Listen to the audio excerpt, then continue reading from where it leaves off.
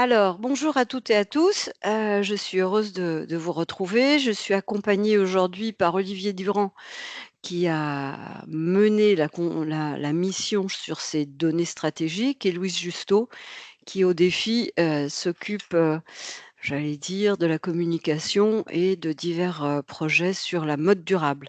Donc, je suis Clarisse Rey, la directrice générale du défi et également de l'IFTH, le Centre technique d'innovation. Aujourd'hui, nous sommes au sein du défi pour une mission sur la liste des données prioritaires de traçabilité à suivre, puis à standardiser. Alors le défi, je pense que vous le connaissez, le défi est le comité professionnel de développement économique qui a une mission d'intérêt général, ce qui est de soutenir et accélérer le développement de la mode en France et avec un gros focus évidemment sur la création, mais également sur la mode durable et depuis 2018, nous soutenons les entreprises dans cet objectif. Dans l'objectif, général, hein, sur la mode durable, ce qui est très important, vous pouvez passer la slide.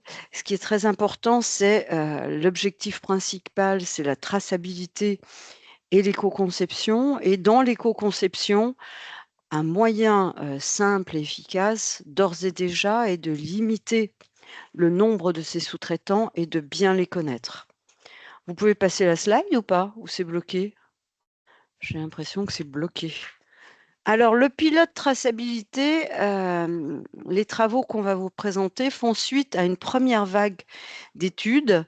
Un pilote de traçabilité qui a été réalisé dans le cadre, du CSF et qui a été également réalisé donc avec le soutien de l'ADEME, avec pour but de commencer à tester, des méthodes de traçabilité et voir comment, concrètement, les entreprises pouvaient, les intégrer dans leurs, opérations. Je voudrais juste vérifier, Louise, parce que le le, le PowerPoint n'avance pas. Donc tant que je parle, Ah c'est ouais. pas très important, mais J'ai envoyé un message à Olivier parce que c'est lui qui peut défiler les slides. ouais. Je Alors vais le tant faire que je avancer. parle, c'est Olivier, vous arrivez à faire avancer? Oui, je vais le faire avancer.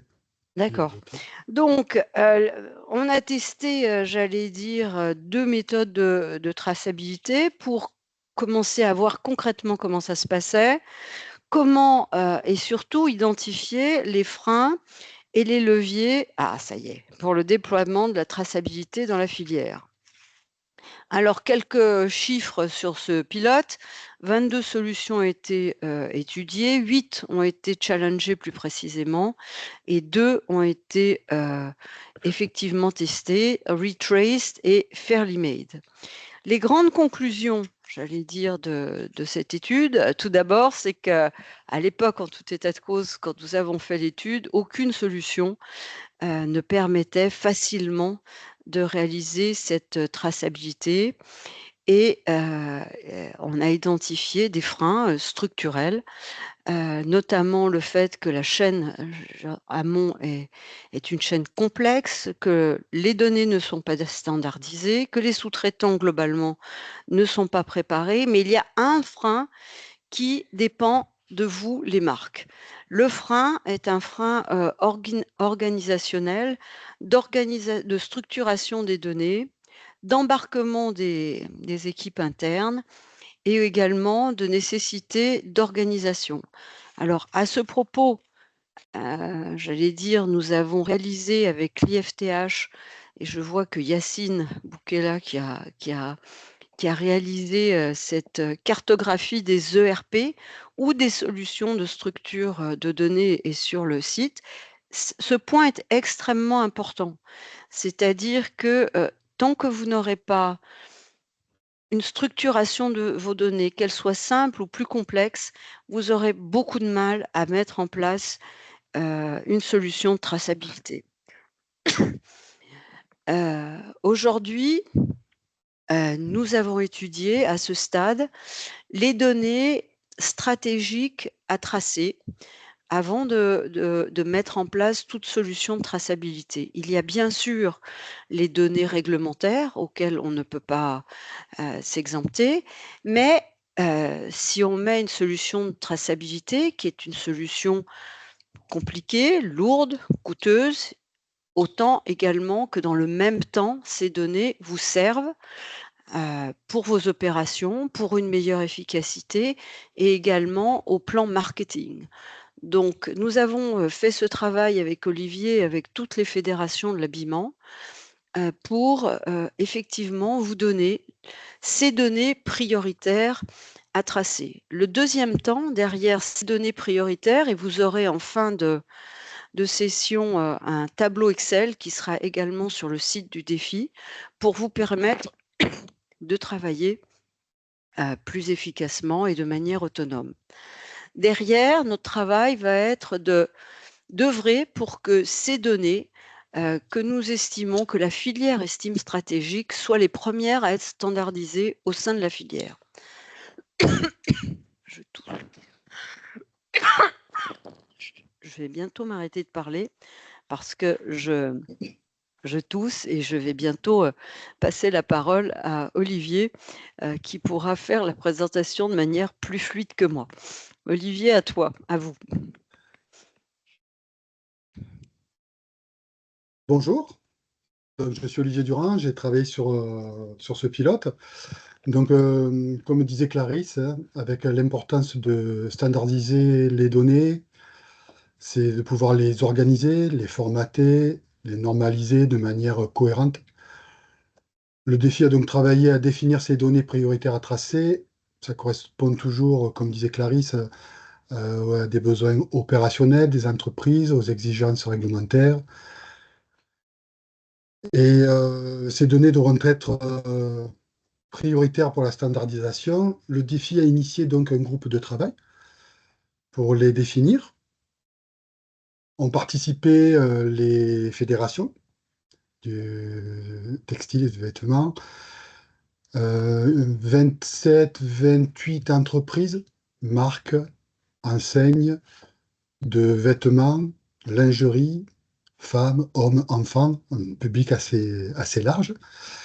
Le groupe de travail, on s'est appuyé sur un exemple produit qui vous sera donné. On a monté tout ça sur un fichier Excel qui vous sera donné dans un second temps via le défi. Et on a mis un produit assez complexe par exemple, c'était une doudoune avec beaucoup de composants et beaucoup de matières différentes. Donc on a une approche en entonnoir, hein.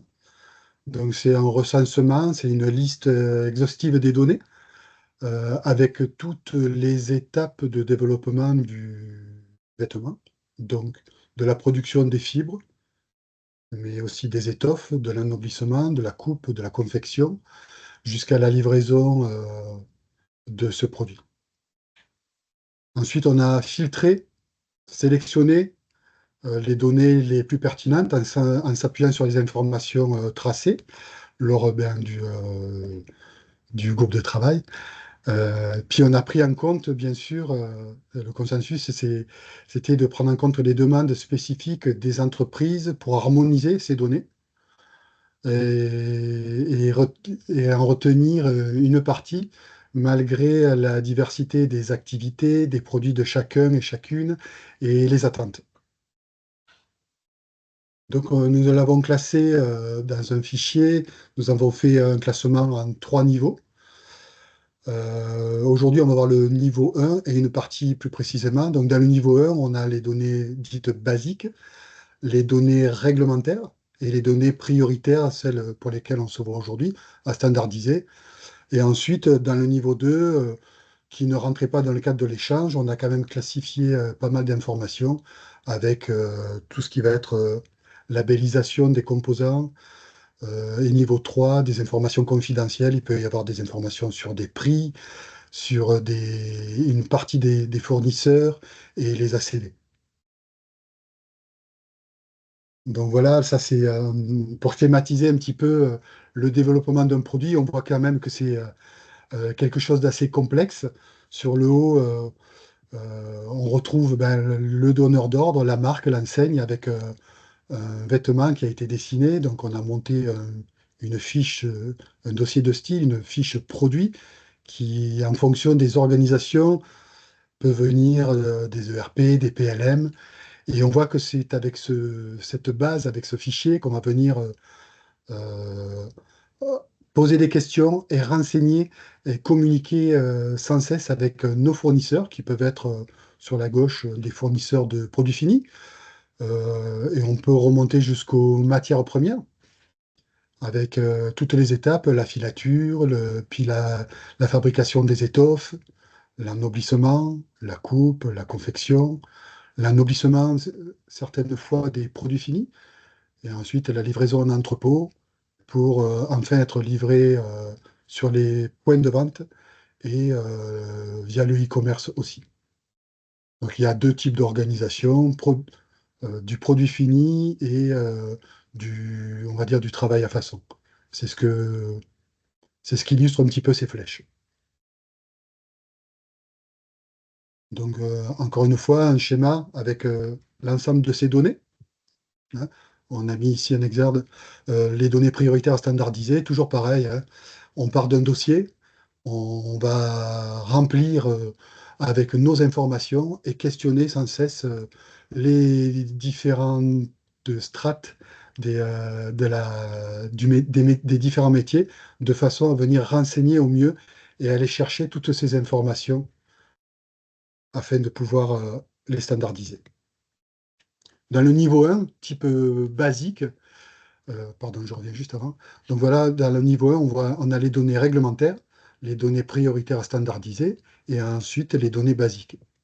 Donc dans les données basiques, nous avons identifié la référence du produit, donc son nom commercial, licence, si on travaille une marque sous licence ou avec des capsules, les coordonnées complètes des usines de confection avec les adresses et les pays, les procédés de fabrication, si on est sur un produit fini, sur du travail à façon, de la quantité de produits commandés avec les détails, le nombre de pièces, voire le cadencement, les labellisations des fournisseurs du produit fini, le coloris de l'article, les fils de piqûre, les références de l'ensemble des composants, les noms des fournisseurs de ces composants, leur code de pays, les compositions, les caractéristiques des fibres.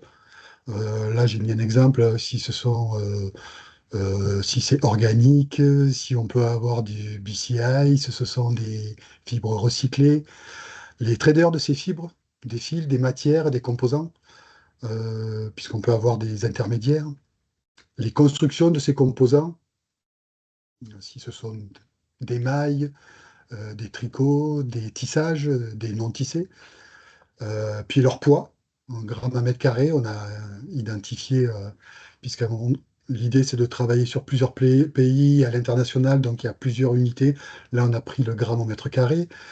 Le poids des composants à la pièce, hein, si on a de type des boutons à peser, des rivets, donc tout ça.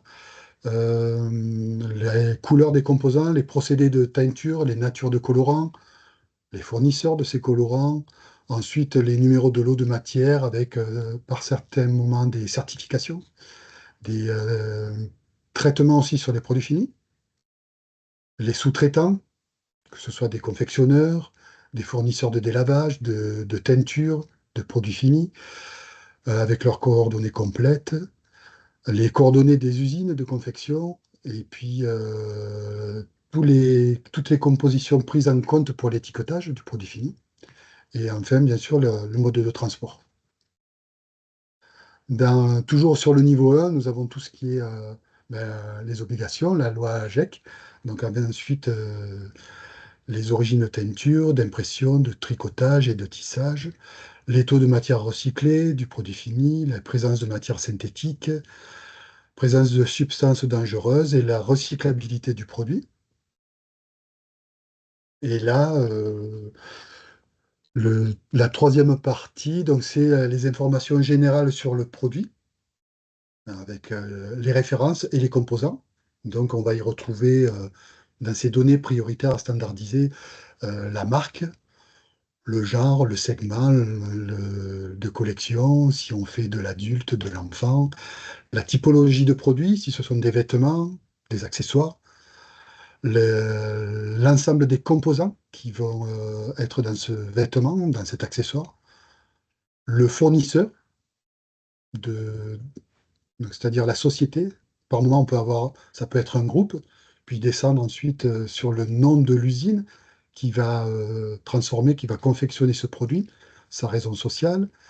Ensuite, on va descendre aussi au numéro de commande, le cadencement des livraisons, les matières extérieures, les matières principales, les matières intérieures, les matières de garnissage. Encore une fois, on a pris un exemple, un produit un peu compliqué dans le vêtement, c'est une doudoune, et les compositions, la composition finale du produit fini.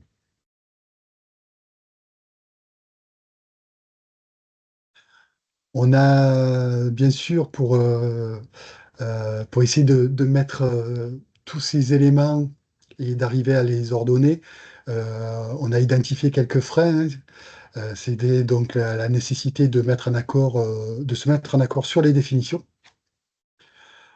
d'avoir un référentiel commun pour les fibres, de pouvoir communiquer à l'international avec des traductions de toutes ces informations. Donc on a organisé tout ça dans un fichier, les outils, c'est ça, hein, c'est un fichier Excel sur lequel vous aurez un index avec une liste de données qui sont classifiées, des exemples d'informations sur un produit et la dénomination des fibres et la traduction de ces compositions. Donc ça, c'est un exemple, c'est un extrait de ce fichier, hein. Donc il y a plusieurs onglets. Là, on est sur l'onglet 2, sur lequel on va trier dans la colonne A les niveaux de données.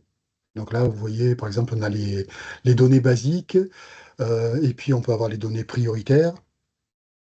Donc dans les colonnes, on peut avoir les besoins opérationnels, les informations dans l'exemple produit qu'on va retrouver juste après, les intitulés de ces informations, et qui seront en français et en anglais, et le descriptif à chaque fois de ces informations. Donc là, sur la première ligne, on voit que on a un niveau 1, ce sont les données prioritaires. Dans la colonne B que l'on va retrouver dans le fichier suivant, on va avoir une information générale sur le produit, la référence et les composants. Et bien sûr, c'est traduit en anglais. Et à chaque fois, dans le descriptif, on va voir que c'est une information générale sur le produit, les fournisseurs et les composants. Donc ça, c'est un extrait de ce fichier qui a permis de trier et de recenser un petit peu en entonnoir toutes ces informations. Là, on voit qu'on est sur la première colonne, sur la référence du produit. On va rentrer sur la référence couleur, le nom de la marque, si on y met une licence, le groupe d'âge ou le genre, et ensuite on rentre vraiment sur référence, produit, coloris. Et on va descendre à la taille, et on peut avoir le nom du produit, la typologie du produit, si c'est un vêtement, un accessoire. Et comme ça, on va avoir un certain nombre de colonnes. La dénomination des fibres, que l'on a intégré aussi dans ce fichier Excel que vous aurez à disposition, avec français, anglais et les origines. Et voilà, on a fait un petit tour sur l'ensemble des informations. Je ne sais pas si vous avez des questions. Je reviens un peu en arrière sur cette liste justement de données.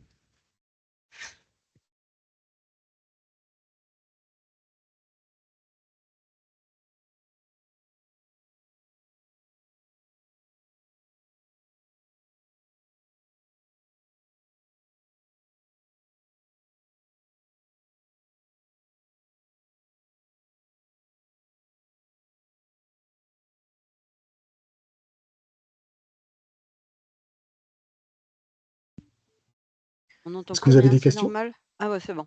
Oui. J'entendais plus. Est-ce que tu vois les questions, Olivier? Non. Ok, donc là, je vois qu'il y a une question de Sylvie Verret. Donc la question, c'est concernant la recyclabilité du produit, est-ce qu'une définition a été validée par eFashion? Jusque-là, cette donnée n'était pas obligatoire sous recommandation de eFashion, elle a ajouté. Ouais, ben, là, pas à date. N'hésitez pas à poser vos questions dans Pas à dans date, votre surtout que chat. c'est très compliqué. C'est Oui, très quoi, compliqué. j'allais Ouais. dire, Ouais. c'est quel pourcentage? Je veux dire, même des fibres recyclées, il est rare qu'elles soient, 100 enfin des fils qui soient, 100 recyclés. Donc c'est vraiment compliqué ça. C'est vraiment très, très compliqué ça.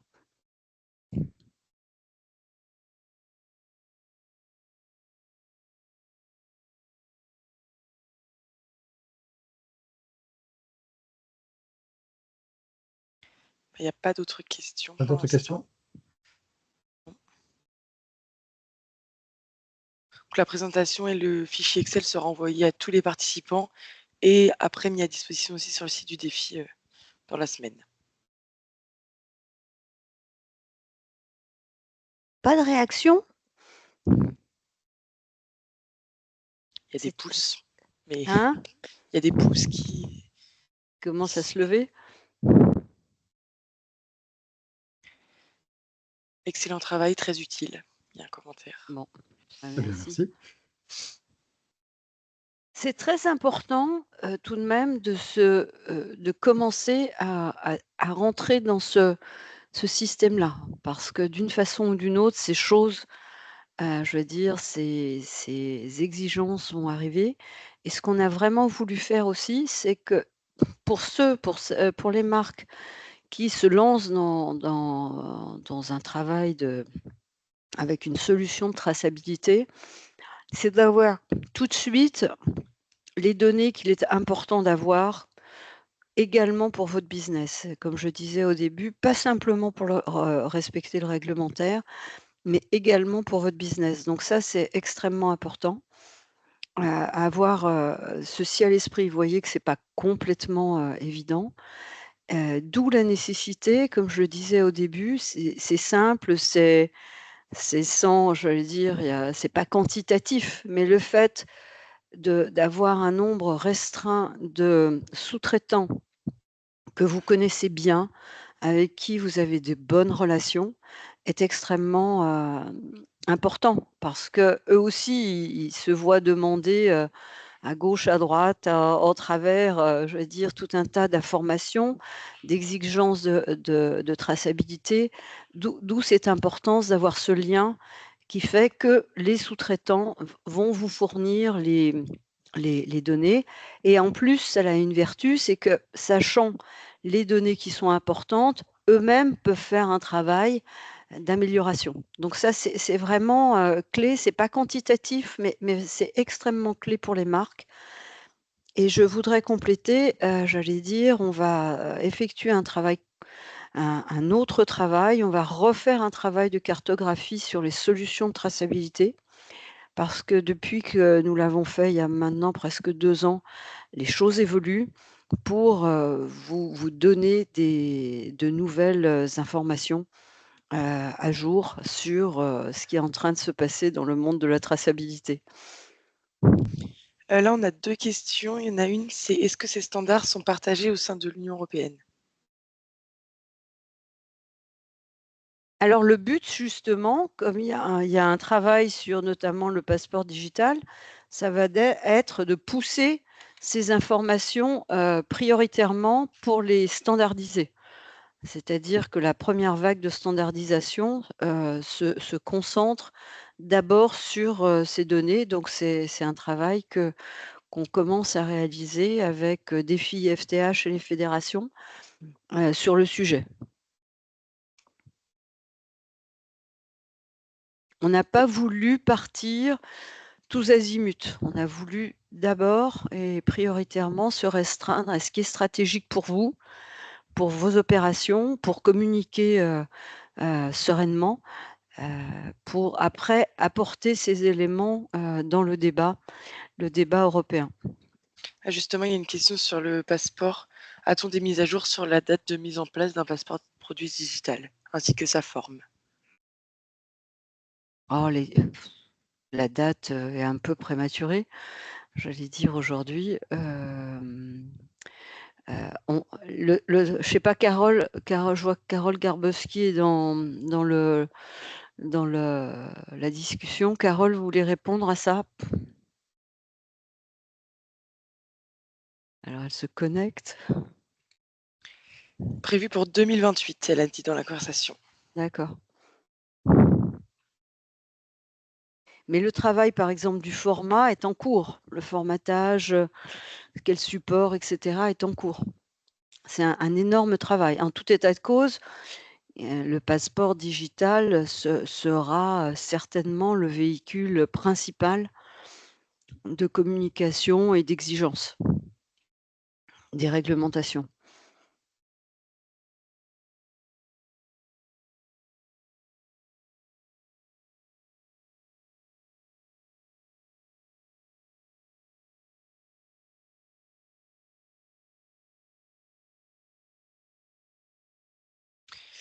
Une question de Olivier Duchesne, c'est désolé d'avance de ma question de Boétien, y a-t-il une normalisation pour votre référentiel couleur? Alors là, je laisse répondre Olivier. Non, il n'y a pas de normalisation sur la référentiel couleur, non.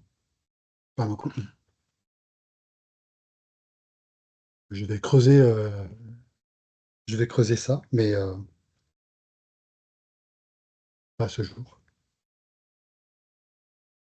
Bah, moi, je sais qu'à l'IFTH, on utilise, des gradations spécifiques pour évaluer les couleurs et notamment puisqu'on fait des tests, sur, les décolorations, mais on va vous répondre plus précisément.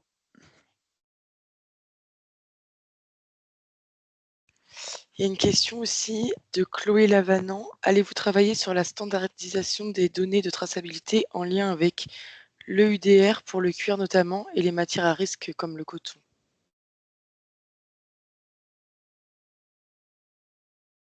Alors, les matières à risque, attendez, comme le coton, alors le coton j'allais dire, est inclus dans ce travail. Pour le cuir, j'allais dire le travail que nous avons fait, nous le partageons maintenant avec, au sein du CSF, du comité stratégique filière et avec, nos amis et collègues, du cuir. Hem et je ne sais pas encore, ce qu'ils souhaiteront, j'allais dire, retenir de ce travail. Mais en tous les cas, ce travail est totalement mis en commun, hein. Il a il va être diffusé, j'allais dire, sans restriction pour qu'effectivement il puisse y avoir des débats.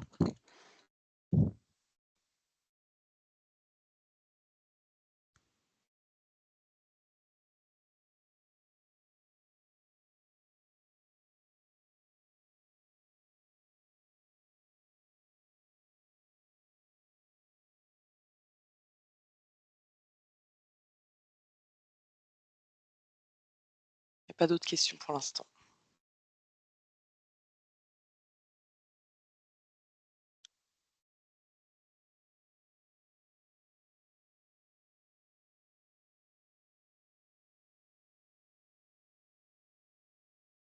On clôt alors?